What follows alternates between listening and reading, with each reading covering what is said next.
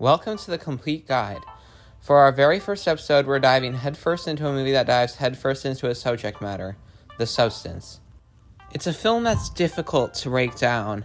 Despite its otherworldly setting, it's packed with commentary on the modern world. Its characters may appear as exaggerated stereotypes or caricatures, yet they resonate with surprisingly nuanced realism.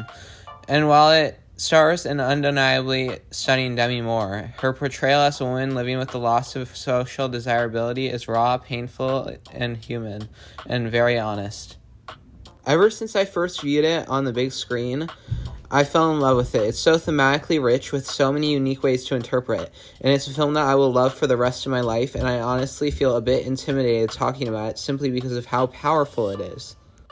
Behind the scenes. The vision all started after her first feature film, Revenge, a great movie by the way, and it was so good she was offered to do Black Widow before turning it down and make something more personal, where she had full creative control and spent 2 years writing the script, some of it in a coffee shop. She really found her footing with Revenge, and she will continue with those shoes to direct The Substance. Surprisingly, Demi Moore was not the first pick for Elizabeth Sparkle. She had reached out to other actresses she had in mind, but they all declined. And Demi was nervous about this film since it was an issue she was also confronting, feeling like you were aging out of Hollywood, but she was intrigued. The principal of photography took place in May 2022, and they filmed in France. Unlike the Hollywood setting, they had a strategy for shooting, which was several shoots for various reasons. The filming took 108 days, and the cinematographer decided to work against anamorphic lenses, and he chose to do Canon K35 rehoused by TLC since he thought it would film skin the best since the movie is about female bodies. Quaid was actually not their first choice, but after Ray Liotta's tragic passing, they chose him. He didn't even have a lot of time to prepare, but he nailed it. The physical demands were big.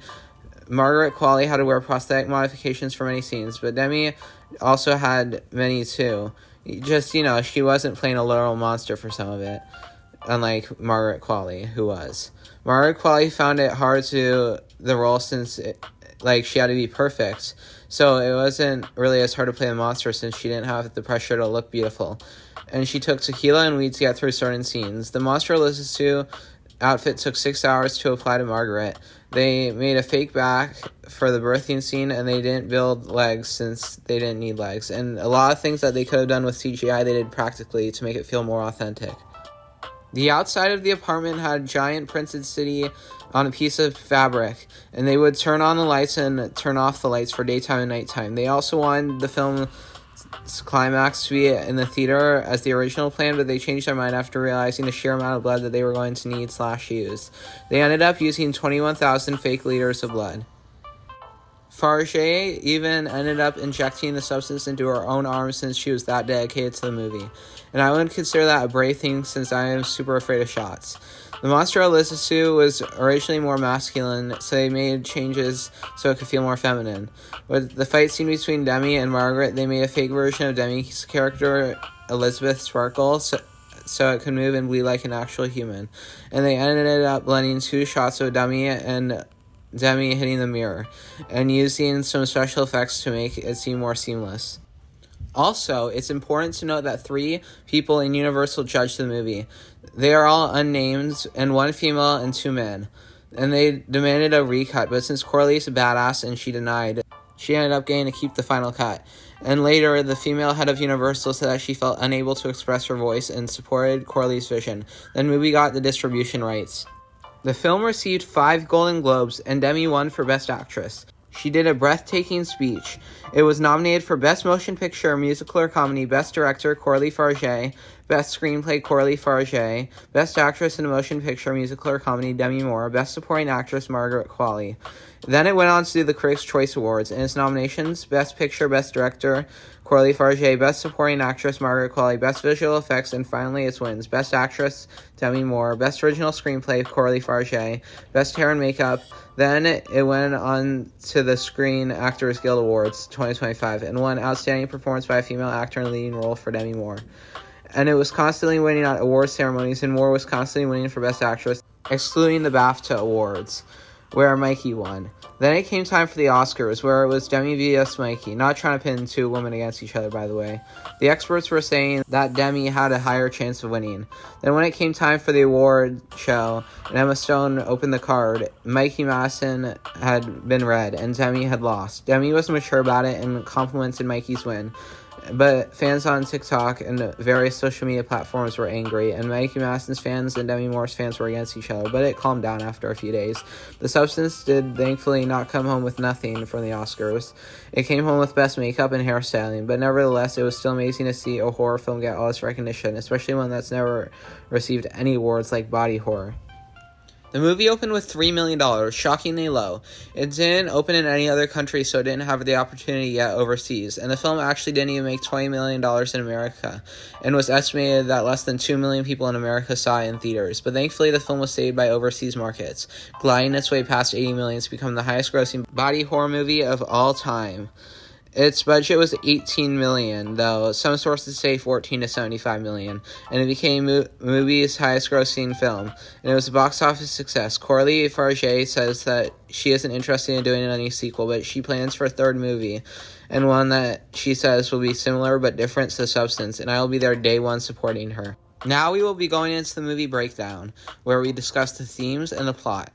The film opens with a shot of an egg yolk being injected with a mysterious green liquid, which this egg symbolism comes up a lot in the film, and for various reasons, but it mirrors Elizabeth and Sue, two yolks that come from the same egg. Elizabeth Sparkle also frequently does a distinctive yellow coat that she wears in the movie. The color references the egg yolk, reinforcing the role as the Matrix. Then we see Elizabeth's star on the Hollywood Walk of Fame. Time is shown as people walk by around the star, and the star ages just like Elizabeth, and people start to forget she exists, and someone even drops ketchup on it, symbolizing this star will be used later in another type of red liquid. The movie also brilliantly sets up the tone here, since it shows it's snowing in LA, which does not actually happen in real life as far as I know. I mean, I don't live in LA. Like, that would be nice though, but this sets the tone that this movie takes place in a universe different from our own, but also the same as our own. It even shows Elizabeth's star being built by a group of men, symbolizing that her career, while she put a lot of effort into it, may have been built by male executives who intended to chew her up and spit her out. This also is our introduction to Elizabeth. Some viewers may find it hard to relate to celebrities in movies due to the audience not being celebrities, but she's so relatable even though you don't go through the same experiences as a celebrity as her. But it's so relatable and does such a good job at putting you in her shoes, showing her struggles as a human in a human way, not as a rich person way. Elizabeth hosts a TV show about aerobics called Sparkle It Up, or I think it's Sparkle Your Life. Another interesting point is that she says take care of yourself at the end of the show, and this is being ironic since she doesn't do that, and she literally hates herself so much she dies. Then she walks down the exaggeratedly long hallway that represents her career, the end always in sight. When she can't use the women's room, it's symbolizing how the doors to her career are closing, so she'll have to go through new doors to find a new path. She enters the men's room, which most movies show the perspective of the main character in a scene like this. But the movie decides to show it from the perspective of Harvey, the sexist executive who chews women up and spits them out when they're older. He may be over the top in some of the shit he says, but some of the stuff he says is said in real life by men like him. And they show him peeing on the audience as his introduction, showing how he is a pissed person. Then she goes to get lunch with him, which in early screenings, test audiences thought this scene was so gross it should be removed, which is saying a lot since there's a ton of gross shit later in the movie. The shrimp he's eating symbolizes how he spits women up and chews them out, just like the heads of shrimps, showing that he chews out the body and spits out the head, like how he only values women's bodies and not their soul in their head or their mind. And Harvey even says, at 50 it stops, which is another line up for interpretation that the whole scene represents how men have control over women's careers and how they view women as less when they are 50. Harvey's viewpoint reflects how industry's harsh treatment of women as they age. He implies that a woman's worth or remarkability in media and entertainment is sharply gone after the age of 50. His ageist mindset speaks to broader social issues that where women are often seen as past their prime when they hit a certain age. It intertwines dark satire with profound thought-provoking themes, offering a scathing critique of societal beauty standards in the entertainment industry's exploitation of women and the relentless pursuit women go through to attain youth and perfection so they can be exploited more. While driving home, Elizabeth sees a billboard of her getting taken down, causing her to crash her car. At the doctor's office, she's told by the nurse she is a perfect candidate after checking her spine. On the way out, Elizabeth is met by a man named Fred. I've seen a lot of discussion about Fred and how he's the only character who makes any kind gesture to her. He tells her she is still the most beautiful girl in the world and gives her his number. And I've seen a lot of discussion about how he drops the paper in the mud puddle that has his medication. And he is the most human and kindest gesture of the entire movie because of how he treats her not like a sex object but as a human. Back at home, after she had checked her pocket and found that the doctor had given her a flash drive, she watched the content on the flash drive, which advertises the substance. Elizabeth turns down the idea, but after seeing others having fun at the bar, she realizes that she may be able to have human connections like that if she takes the substance. She calls the number and she's given an address. And one thing to note is that she's never actually called by her name when they call her. When she calls them. She's just a number, showing that systems like this don't care about you. Elizabeth receives an ID card and goes to the address, which is a shady building that seems like it's secret and it's in an alley. She finds a deposit box with her number and opens to find the substance inside. Even the name has metaphors. Of course, it's called the substance because there is a substance, but also because she wants to be a person of substance that other people value despite other people valuing her appearance over that. She returns home and she is in the bathroom, and it's not filmed in a sexual way, but a human way. Elizabeth falls to the floor in pain, while a giant slit on her back opens, and Sue emerges. And it's filmed in an overly sexual way to comment on the male gaze, and she is filmed based on how some men like Harvey would see her. The film has a lot of nudity, but it's never sexual. The only time it's sexual is when it's in the lens of a male character's camera, which is the same type of lens that Elizabeth sees the world in, or when they're trying to critique the male gaze, like in this bathroom scene. She does what anyone would do in this situation and checks her new body out. Elizabeth is filmed very differently from Sue in many ways. Elizabeth is filmed in wide shots while Sue is filmed in close-up shots. And we see all of Elizabeth, like how she's becoming a part of the set design and like she's fading into the background. And Elizabeth's bright yellow jacket was chosen since she was subconsciously trying to attract attention despite wearing sunglasses to stay incognito. The movie does use some basic directing tricks, but uses them with purpose to show themes and uses them in thought-provoking ways. Another example is when Sue is walking down the street. The camera's focus is on her beauty, but when Elizabeth walks down the street, the camera is more neutral, and when Hunchback Elizabeth walks down the street, it's all crazy, and when Monster Elizabeth Sue walks down the street, it's Monster Elizabeth Sue crazy. Even the second shot, the directing is so perfect since it represents Elizabeth's aging, and the last shot also represents irony.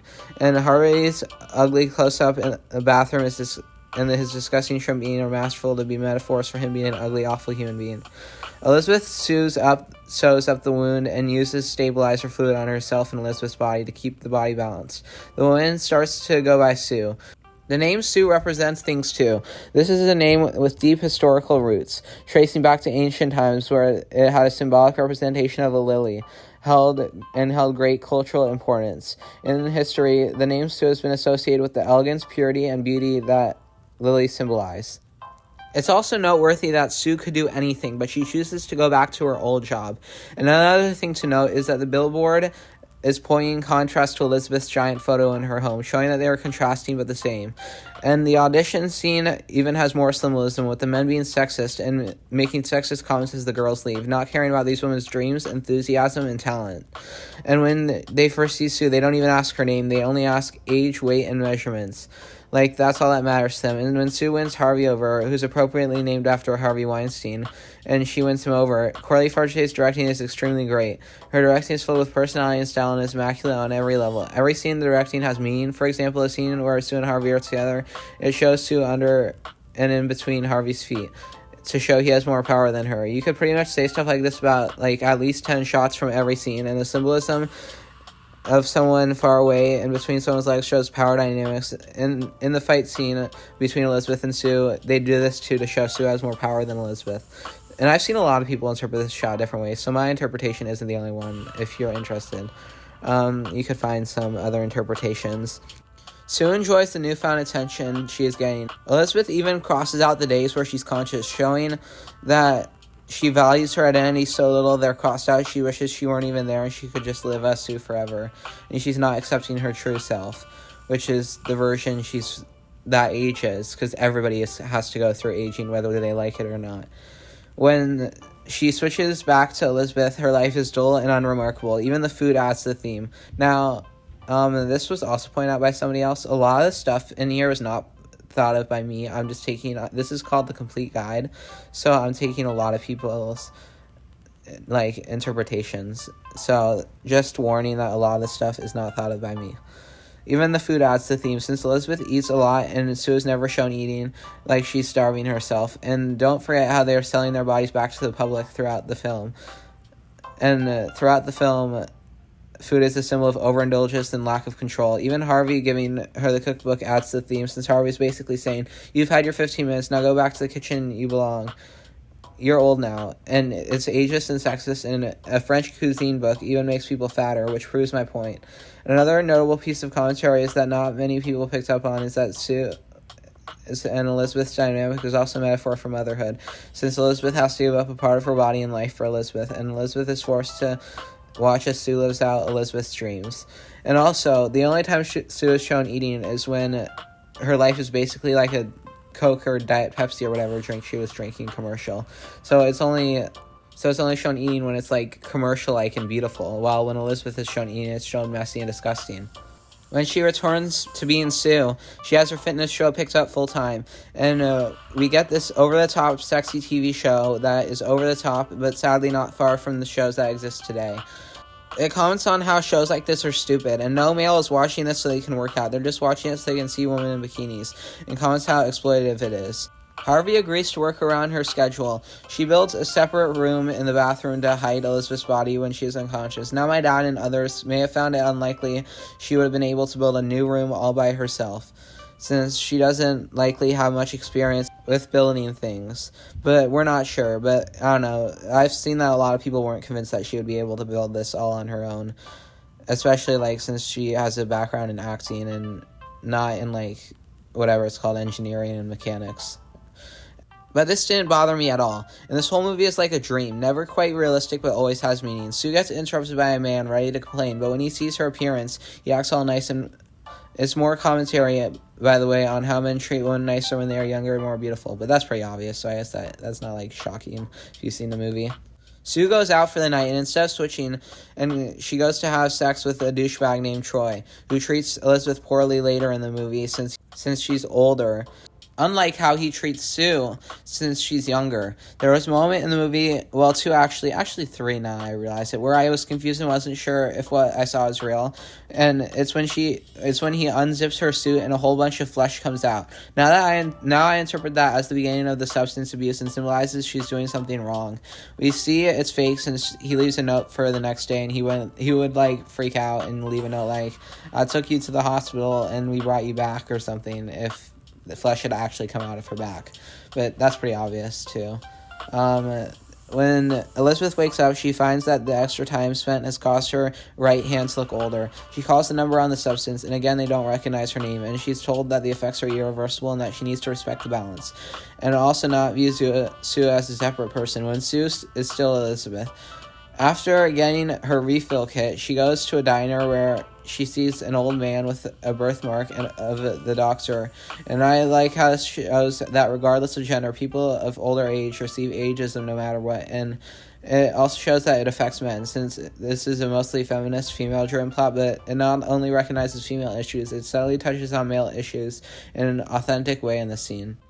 Another thing I noticed is the inclusion of short clips of a man riding a motorcycle when Sue and Elizabeth switch, which could represent putting us in her headspace since she feels like she's having somebody ride into her on a motorcycle, and when she's regains consciousness for the first time in a week, naked and uncomfortable on the floor. It could also represent the motorcycle guy, Troy, who he's riding into her dreams as he runs into the camera, since her dreams are to get with a guy like him. Elizabeth finds Fred's number and decides to go on a date with him, and they set up a date to go to dinner. And this is the scene that single-handedly got Demi the Oscar alone, most likely, and it's heartbreaking, or the Oscar nomination, actually, because she sadly didn't win. And another aspect of this movie I don't see talks about a lot is, despite the over-the-topness and the humor, it's a very deeply depressing movie, illustrated by the scene the most. She keeps comparing herself to Sue. She realizes that she'll never be as beautiful as Sue again. She even believes that no matter the connection, even if they genuinely see her as beautiful, she can't look like Sue, and she doesn't deserve to have it. She ghosts Fred, and he still cares about her, but she feels like she doesn't deserve that care since she isn't Sue. And he even asks her if she's okay, which is the only time someone genuinely cares for her well-being in the movie, even though her well-being is obviously pretty bad the whole movie. During a taping of Sue's show, Sue feels something bulging out of her ass. Then we get a hilariously sad, uncomfortable scene where they do a frame-by-frame booty detection, commenting on how if there's a small thing wrong with a woman's body, men will notice and they will judge. And comments on how exploitative this industry is because these men are watching the camera that is very vulnerable of her shaking her ass while she is visibly uncomfortable and nobody cares or notices. She goes to the bathroom and gets the chicken leg from her ass to her belly button, and it symbolizes that the thought of what Elizabeth does during her free time as herself, is so disgusting it's literally hurting her. But this also turns out to just be a dream. Elizabeth and Sue continue to separate their identity mentally when Sue calls the number to complain about Elizabeth. Elizabeth goes the whole movie blaming Sue, not realizing it's her, hating her but obsessing over her, since if she realized it was her, she would realize that there's a part of her she considers worth living. And if she did that, she would realize that there's parts of her worth living and she wouldn't need to take the substance. She also wants someone to blame, since if she realized the blame was on her, then she would make an effort to stop using the substance, and if she did, she wouldn't have Sue. And she hates what she's becoming but wants to stop but can't force herself to, so she's going to act like she isn't to blame. Sue then calls the number to complain about Elizabeth's binge drinking and eating habits, while Sue has barely any time to enjoy her life. Then Sue goes to the studio later to find out the taping of her show has been canceled. When she goes to see Harvey, the movie does a classic framing of this type of situation where they make it seem like it's serious and bad, but then someone smiles and it's not happy and not negative. I love this scene too, and that's not a negative. Dennis Quaid kills it. And Sue accepts and takes more time away from Elizabeth than necessary.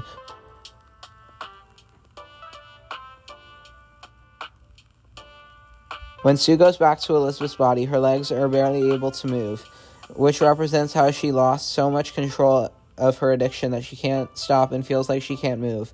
Elizabeth starts using a French cookbook Harvey got her as a condescending gift, which Elizabeth does make food in my second favorite scene of the movie, where she watches the interview of Sue and gets super angry. This scene works so well due to Moore's commitment of the role, and the directing, which gets intense due to Elizabeth's state of mind being intense. And we see Sue makes up bullshit stories and stuff like that, making up her beauty secret when Elizabeth gets mad because she is the beauty secret. Also, Elizabeth essentially goes missing every other week and nobody comes looking for her, which is a sad metaphor that all she had was people that cared about her body, and even that is fading.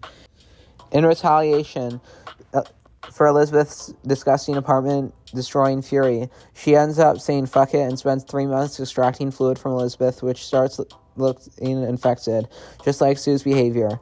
She tries calling a number and the voice says that she has reached the end, and stabilizer fluid will reset when she goes back to Elizabeth's body. And I love how the voice isn't revealed along with the substance's origins, since this could have easily done that and fumbled, but it chooses to stick with its themes of beauty standards and ageism and not let anything get in the way, not like some bullshit backstory of the substance. And then the whole time you're like, wait, 3 months have gone by, and all you're wondering is, what does Elizabeth look like, since it had shown that what you take from one side gets taken away from the other, so Elizabeth starts to get older the more Sue abuses the substance. And here it is, a hunchback grotesque abomination. Meanwhile, Sue had a guy over, and he comes to check on her, and it's funny as she yells at him like she's cursing his bloodline and is a witch. When we see how far Elizabeth has come from being a human.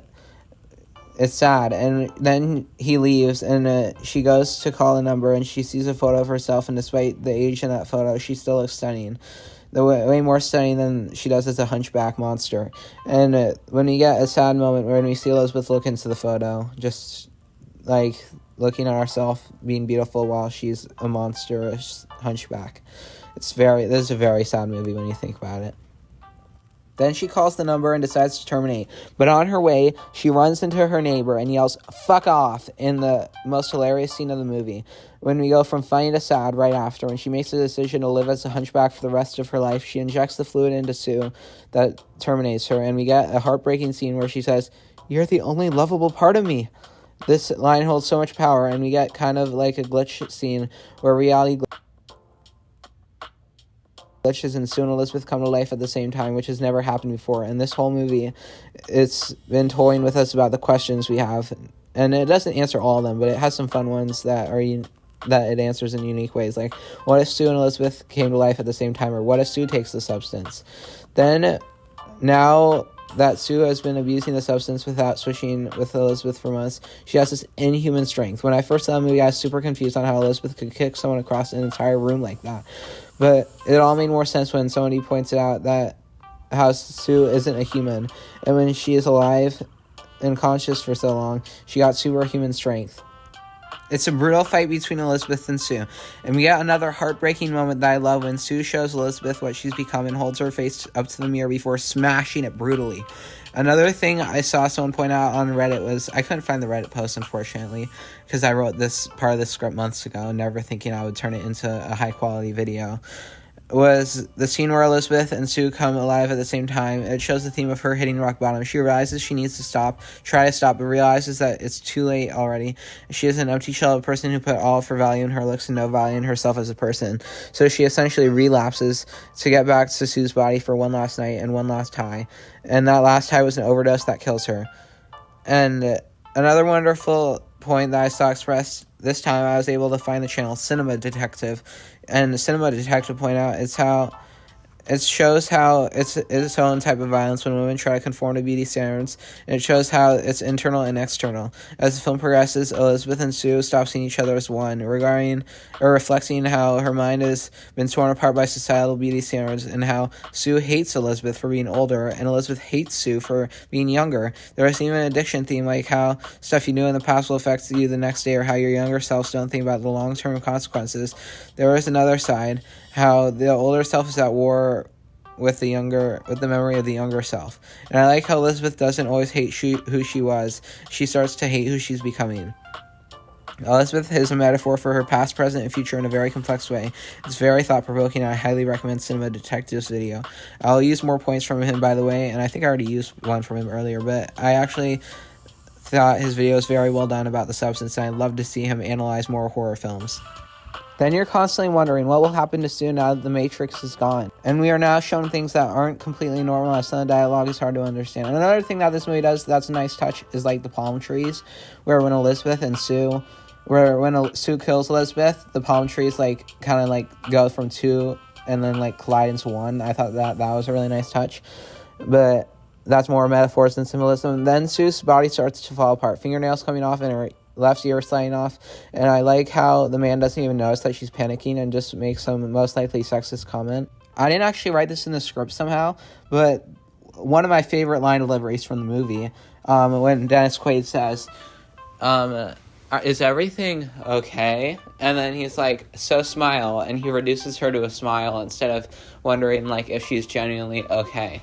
And then Sue does a smile, and that's one of the most famous lines from the movie. And he says, "Pretty girls should always smile," which is another sexist and insensitive remark. Then Sue goes back home, and we see her take the activator fluid, and we see monstrous Sue. She has multiple lumps, teeth, breasts, and even Elizabeth's gasping face on it, showing no matter how monstrous you become, the real you is somewhere in there, just like how the real Elizabeth is still there on her back. And I have another quote from the Cinema Detective, by the way, which is brilliant. So when Sue first tries to use the activator fluid for a second time, we see monstrous Sue, a combination between Elizabeth and Sue, and In a way, Monster Elizabeth Sue is closer to the true self, since we are not only our younger self, older self, and present self, we are also this mask that cracks and reforms and is never truly whole. And behind the mask, we are a gory animal, and Fabergé goes for this absurdity, since in the end, life is absurd. It's absurd since we are all fighting a losing battle, and because of that, that's what makes this fight worth living.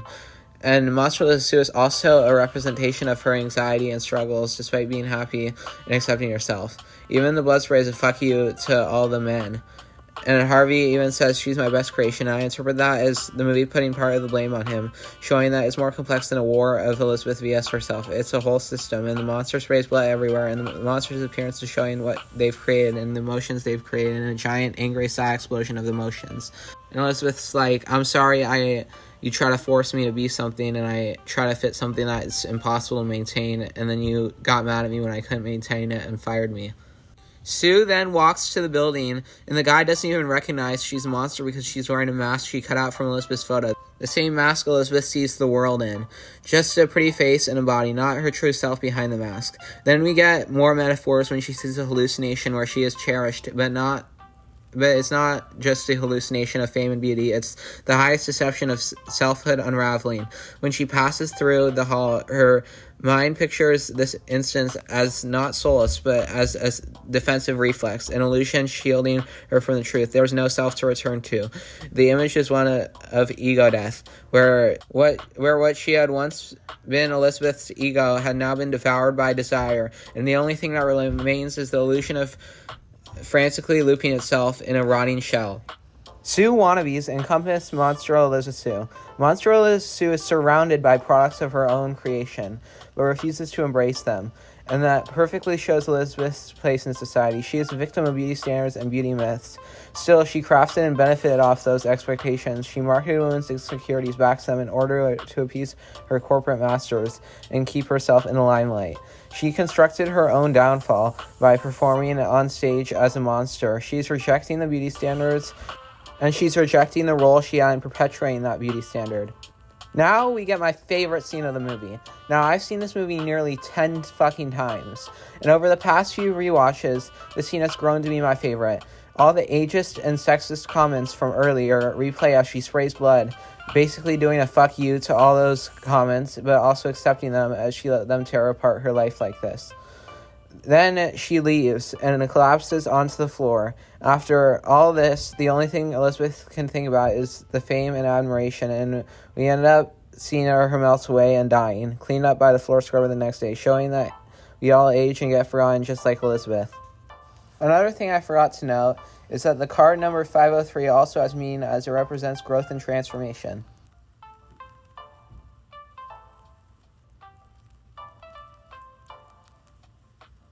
Now we're going on to the color symbolism. Now, I got this whole idea and all of this from this YouTuber named Farina, who did an excellent video on the substance called The Real Meaning Behind Everything. It only has 35,000 views, and it deserves more, so go watch it. And it's definitely better than what I'm doing. Let's talk about how the substance explores colors. Blue is Elizabeth's color. We know this since when we first met Elizabeth, she's wearing a blue bikini. Blue is normally the color of calmness and peace, but in horror films, blue represents isolation and loneliness. And I think the blue represents the misery and self-hatred and loneliness. And we see her in yellow, which yellow represents happiness, and I think here yellow represents the drug and the illusion of happiness the drug gives her. It has a double meaning. It's happiness, but with an illusion. And there is the color of red, which is to represent the color of danger and warning. Every time something bad is going to happen, we see red. Pink is Sue's color, and it's a combination of red and white, which are commonly used throughout the film. White in the film represents innocence and purity and danger, which mixes together to create the substance, a dangerous substance that gives you innocence and purity, and the pink is often associated with femininity. Next is the fly. The fly is seen on Harvey's neck. This shows that the fly and Harvey are one. The bugs usually represent toxicity, and when the fly falls into the glass of wine, it represents Elizabeth's future because she's literally drying herself in the substance, kills herself with it like the fly. Well, that's the end of the video. I hope you enjoyed. If you're wondering what my next video is, it will be on the movie Martyrs, not the crappy remake that I'll never see, the 2008 one. For this first video, I'm sorry if it seems annoying that I mostly just took my opinions from other places. I just felt like this film has so many interpretations, and I wanted to include as many as I could find in one video. And I definitely have seen probably 5 to 10 hours of YouTube videos on the substance, and there's definitely YouTube videos that I didn't include the interpretations of just for time constraints. But I'm very happy I made this video. It's my first video, so of course it's going to suck. And I tried my best editing this. I spent I'm not done editing it yet. I still have a lot more editing to do. But so far, I've spent over 6 hours editing, so I hope this video at least gets 100 views. I truly feel like if I said anything, it would have already been said before anyways, so this movie, everything that there's to say about it is most likely been said. But there's probably still more interpretations we haven't noticed, just because this film has so many layers to it, and it's so impressive. Well, I hope you click that subscribe button, because I feel like my channel will hopefully grow within the next few years. And I'll be never as big as Dead Meat. Nobody can replace Dead Meat. But, respected like Dead Meat. And I am still a teenager, so I'm not very good at, interpreting things. So I'll try to work on that, too. And over time, you'll see my videos use less and less of others' opinions. But that's it. Goodbye, and thank you so much if you watched to the end. I really appreciate you.